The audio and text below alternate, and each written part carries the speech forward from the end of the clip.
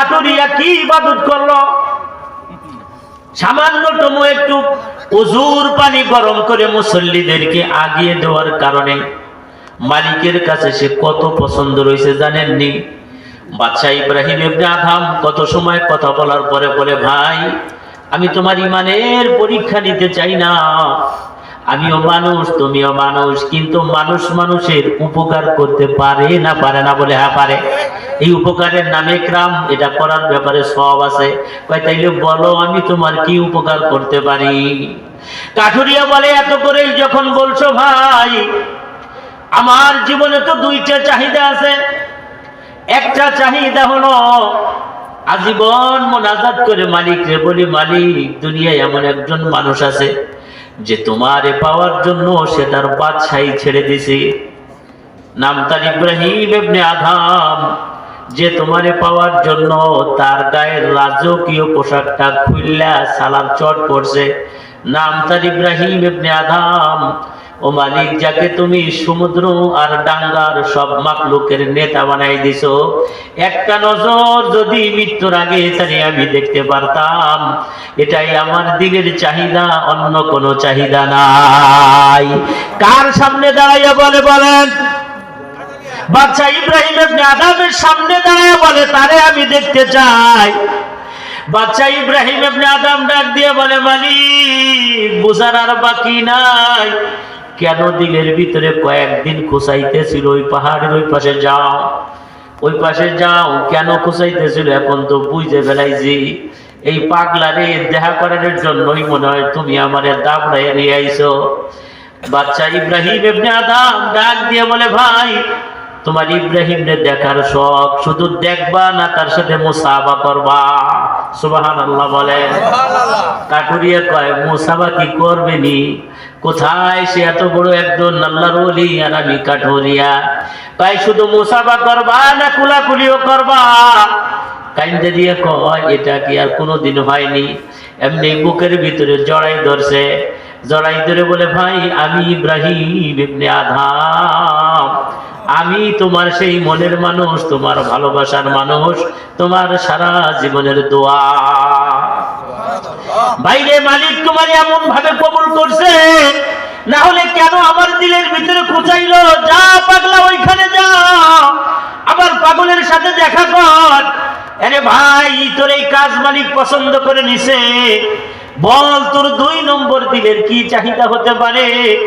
বাদশাহ ইব্রাহিম ইবনে আদহাম বললে, কাঠুরিয়া কয়, 2 নম্বর চাহিদা হলো আমি মরে গেলে তুমি আমার জানাজাটা করবা। আমার জীবনের বড় শখ হলি আমার জানাজা করবি। বাইরে আজকে আমি আলেমরে দেখতে পারি না, আজকে মসজিদের ইমাম মাদ্রাসার হুজুর আমার বন্ধুদের তালিকায় নাই, আমার ফ্রেন্ড লিস্টে কোনো আলেম নাই, কোনো টুপিওয়ালা নাই, কোনো দাড়িওয়ালা নাই, কোনো পাগড়িওয়ালা নাই। আমার আজকে বাহিরের সম্পর্কটা খুব বেশি। চার দোকানে বসে আমি 500 টাকা বিল করি, কিন্তু এখানে কোনো নামাজি খায় না, কোন দিনদার আমার এই ফ্রেন্ড লিস্টের ভিতরে পড়ে না, আমার এই চায়ের কাপের ভিতরে কোন আলেম মসজিদের ইমাম পড়ে না। কিন্তু একদিন মনে রাখবেন, মরে যাওয়ার পরে আপনি ওই লাশের বডির ভিতরে বসে বসে আফসোস করবেন, আল্লাহ ওইটা না টুপিওয়ালা দাড়ি আইনা দাও, টুপিওয়ালা দাড়ি আইনা দাও, নেকটার দাড়ি আইনা দাও, নামাজি দাড়ি আইনা দাও, অমুক হাদিস সাহেব আইনা দাও, অমুক স্কুলের হেডমাস্টার আইনা দাও। কারণ সে তাহাজ্জুদ গুজার, সে কেশরাব পড়ে, আউয়াবিন পড়ে, সে যদি আমার জানাজায় আসে আমার কপাল খুলে যাবে। আল্লাহ বেনামাজি সুদখোর ঘুষখোর দাড়ি আইনো না। একজন ওলি আল্লাহর জানাজা, কিছু কিছু জানাজা দুনিয়ায় আছে যাদের জানাজায় গেলে জীবনের গুনাহ মাফ হয়ে যাওয়ার সম্ভাবনা থাকে। হযরতে মুসা আলাইহিস সালাতু ওয়াস সালাম যে আল্লাহ ওহী নাজিল করছে, মুসা বের হও ঘরের থেকে, দৌড় দাও, পাহাড়ের দিকে যাও, পাহাড়ের দিকে যাও, পাহাড়ে, ওই পাহাড়ে আমার এক বন্ধু মরে পড়ে আছে, যাও, তার পাশে কেউ নাই, কেউ নাই, তার পাশে কোনো মানুষ নাই, পাহাড়ের উপরে একলা মরে পড়ে রইছে, আমার বন্ধুরে উঠে আনো তুমি, আইনে তারে গোসল করাও, কাফনের ব্যবস্থা করো, তুমি নিজে ইমাম হইয়া পয়গম্বর আমার বন্ধুর জানাজা করো, আমার বন্ধুর জানাজা। মুসা আলাইহিস সালাতু ওয়াস সালাম অবাক হয়ে গেছে, আল্লাহ ইতিপূর্বে কত মানুষ মরে গেল, কোন লোকের জানাজায় যাওয়ার জন্য আপনি এভাবে আমাকে অর্ডার দিলেন না, আজকে এত কড়া ভাবে বলতেছেন তাড়াতাড়ি যাও জানাজা করো, তারে কাফন দাফনের ব্যবস্থা করো, তুমি নিজে ইমাম হইও, তুমি নিজে ইমাম।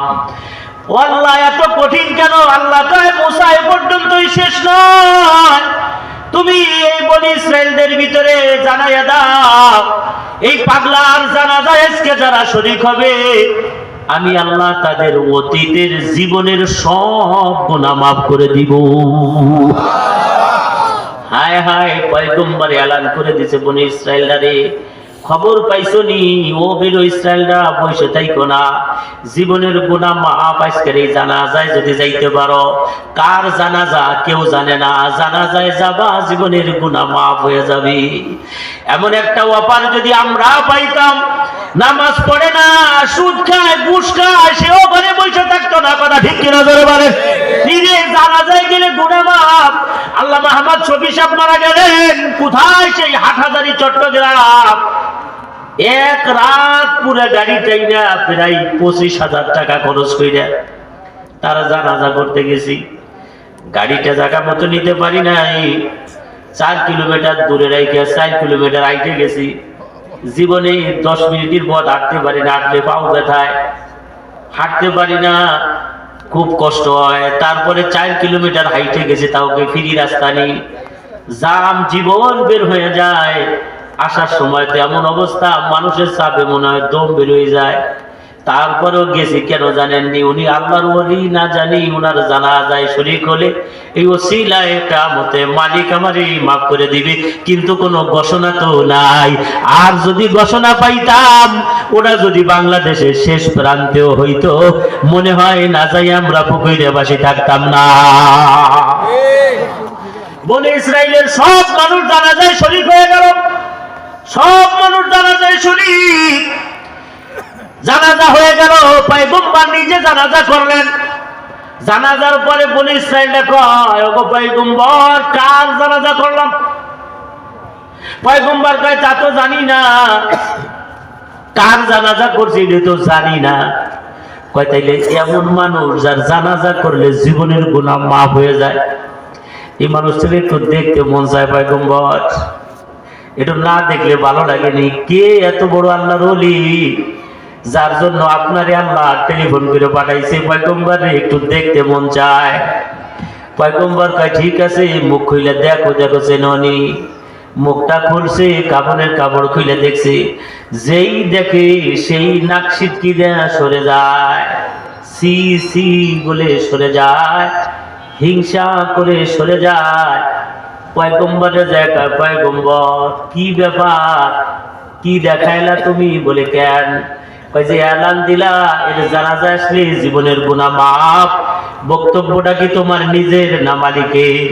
পয়গম্বর কয় না রে, আমি তো নিজে বলি নাই, মালিক বলাইছে, মালিক আল্লাহ বলাইছে গুনাহ মাফ হয়ে যাবে। কয় পয়গম্বর তাইলে আল্লাহরে জিজ্ঞাও, কেন বললো আল্লাহ? তুমি তো জানো পয়গম্বর এই লোকটা বড় পাপিষ্ট লোক ছিল আমাদের বনি ইসরাইলদের ভিতরে। লোকটা জেনা করত, নেশা করত, মদ্যপান করত, গুনাহের কাজ করত খুব বেশি। আমরা এলাকার মানুষ অতিষ্ঠ হইয়া তারে বয়কট ঘোষণা কইরা এক গইরা কইরা তারে এলাকার থেকে তাড়াই দিছিলাম। সেই লোকের জানাজা পড়লাম, যারে গুনার কারণে এলাকার থেকে আমরা তাড়াই দিছি, আর সেই লোকের জানাজায় জীবনের গুনাহ মাফ। বুঝলাম না ব্যাপারটা।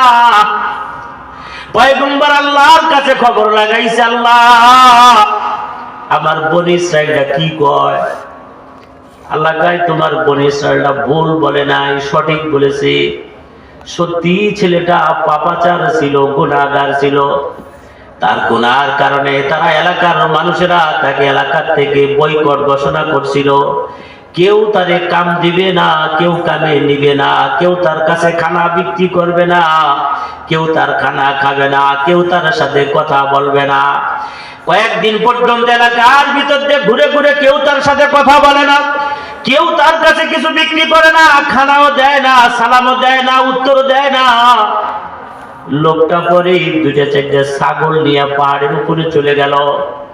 যুবক পাহাড়ে যাইয়া মালিকের কাছে কান্নাকাটি শুরু করে দিল, মালিক আল্লাহ, আমার পাপের কারণে বনী ইসরাঈল আমারে বয়কট ঘোষণা করছে।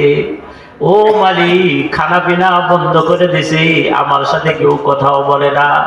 চলে আসছি পাহাড়ের উপরে, এখান থেকেই চলে যাব পরপারে, আর ফিরে যাব না। তবে যাওয়ার আগে তুমি আমারে মাফ করে দাও। আল্লাহ, তুমি আমারে মাফ করে দাও, ক্ষমা করে দাও। এ মুসা, তুমি তো জানো বান্দা যত গুনাহ করতে পারে, পৃথিবীর সব মানুষ যত গুনাহ করতে পারে, ওই গুনাহগুলো এই পরিমাণ হবে না যেই পরিমাণ আমার রহমত আর দয়া।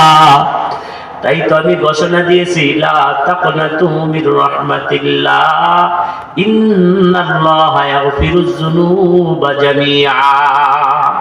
এই আমার রহমত থেকে তোমরা নৈরাশ হও না। কি গুনাহ করছো রে পুকুরিয়াবাসী? কয়েকটা নামাজ পড়ো নাই, কয়টা রোজা রাখো নাই, কি গুনাহ করছো? আরে কিসের গুনাহ? এ পর্দানে আমার আম্মা জানেরা, হাতে ধরি পায়ে পড়ি আমার মা, দিলে বুঝান, মন্ডে বুঝান। জীবনের অনেকটা সময় নফসের তাড়নায়, যৌবনের তাড়নায়, বন্ধু মহলের আড্ডায় পড়ে আমরা কত অন্যায় করে ফেলেছি। মালিকের কাছে আত্মসমর্পণ করেন, মালিক তওবাকে পছন্দ করে। ইন্নাল্লাহা ইউহিব্বুত তাওয়াবিন ওয়া ইউহিব্বুল মুতাতাহহিরিন। আল্লাহ তওবাকারীকে তো বড় পছন্দ করেন। আমার ভাই, আমার বন্ধুরা, শীতের রাত্রে বৃষ্টির পানিতে ভিজে, কুয়াশায় ঠান্ডা লাগে, আমরা যদি দুই ফোঁটা চোখের পানি ফেলাইয়া মালিকরে বলি, আল্লাহ, আমরা যত গুনাহ করেছি তুমি আমাদেরকে মাফ করে দাও, দিলের থেকে একটা বার বলতে দেরি, মালিকের পক্ষ থেকে ক্ষমার ঘোষণা দিতে দেরি নাই। ওগো পয়গম্বর, এই ছেলেটা এমন ভাবে তওবা করছে, রোনা জারি করছে, আমি মালিকের দিলটা নরম হয়ে গেছে। আমি মালিক শুধু তার উপরে খুশি হয়েছি তা না, আমি মালিক ওর জবানের দিক তাকায় থাকতাম যে ও দুইটা কথা যদি বলতো, বলছে জীবন ভর এক কথা, শুধু বলতো আস্তাগফিরুল্লাহ, তুমি আমারে মাফ করে দাও, আল্লাহ আমারে মাফ করে দাও। কিন্তু ও যদি বলতো, আল্লাহ আমার সাথে তুমি বনী ইসরাঈলের সবাইকে মাফ করে দাও, ওর তওবা আমার এত পছন্দ হইছে, আমি সবাইকেই মাফ করে দিতাম। কিন্তু কোনদিন বলে নাই, শুধু বলছে আমারে মাফ করে দাও।